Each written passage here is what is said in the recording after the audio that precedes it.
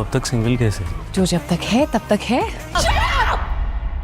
Bollywood box অফিসে মুক্তির আগেই বাজিমাত করল চলতি বছরের অন্যতম আলোচিত ও ধামাকা প্রজেক্ট ককটেল 2।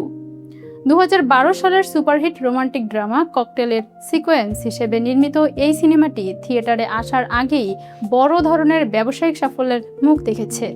সাম্প্রতিক মুম্বাইয়ের এক জাঁকজমকপূর্ণ অনুষ্ঠানের মাধ্যমে সিনেমাটির অফিসিয়াল ট্রেলার উন্মোচন করা হয়। ট্রেলার লঞ্চিংয়ের সেই জমকালো মঞ্চে জানানো হয় এক চমকপ্রদ তথ্য। প্রেক্ষাগৃহে মুক্তি পাওয়ার আগেই সিনেমাটি ডিজিটাল ও অন্যান্য স্বত্ব বিক্রির মাধ্যমে তার মোট বাজেটের 50% অর্থ এরই মধ্যে তুলে নিতে সক্ষম হয়েছে। এমন খবরে সিনেমাটি নিয়ে সিনেমাপ্রেমী এবং বক্স অফিস বিশ্লেষকদের মধ্যে ব্যাপক উন্মাদনা তৈরি হয়েছে।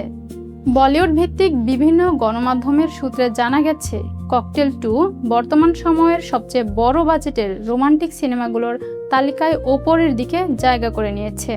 সিনেমাটির মোট বাজেটের প্রায় 150 রুপি, যার মধ্যে পিওর মেকিং ও নির্মাণ ব্যয় হিসেবে খরচ হয়েছে 95 কোটি রুপি।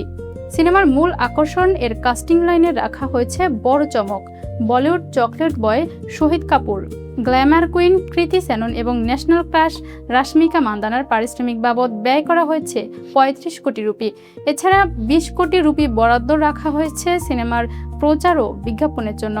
তবে বড় বাজেট হলেও নির্মাতা প্রতিষ্ঠান ম্যাডক ফিল্মস অলরেডি সেফ জোনে চলে গেছে।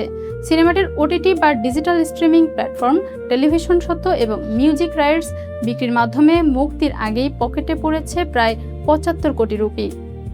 সিনেমাটির ট্রেলার রিলিজের পর থেকেই দর্শক মহলে প্রশ্ন উঠেছিল, এর গল্প কি আগের কিস্তির ধারাবাহিকতা মেনেই এগোবে?